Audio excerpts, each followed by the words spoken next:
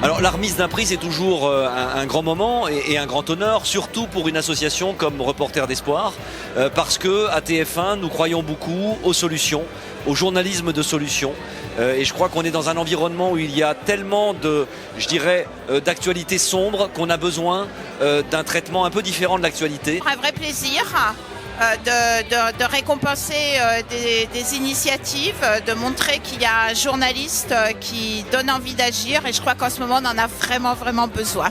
C'est magnifique aujourd'hui de voir une jeunesse européenne et surtout des journalistes qui de plus en plus ont la perception et surtout incarnent ce journalisme européen qui est notre avenir commun et c'est un magnifique symbole de fraternité européenne. Soirée énergisante, j'ai beau à chaque fois connaître les initiatives parce que j'ai fait partie du jury donc je savais tout ce qu'il y avait de foisonnement de reportages, mais à chaque fois je suis bluffée par la qualité, par l'enthousiasme, par l'envie. Alors c'est d'abord une reconnaissance d'un travail qui, étant européen, va au-delà des frontières.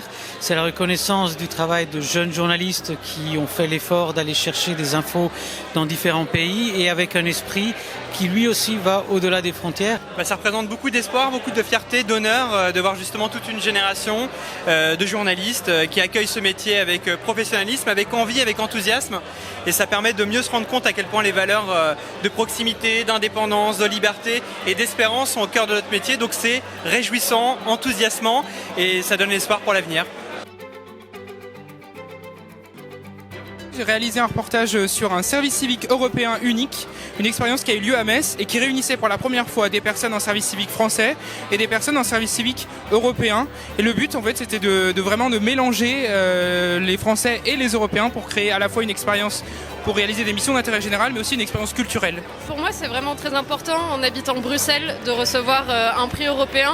C'est vraiment, on peut dire, la ville adéquate pour ça.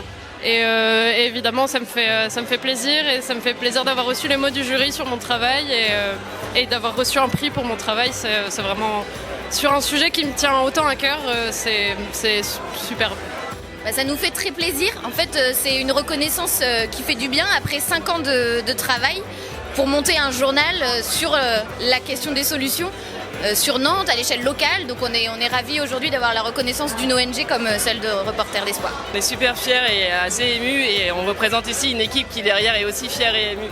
Et pour nous c'est aussi faire signe à des personnes qu'on n'a pas l'occasion forcément de rencontrer ou d'avoir comme lecteurs et de se faire connaître un peu plus loin aussi grâce à Reporters d'Espoir, donc on est vraiment très contents.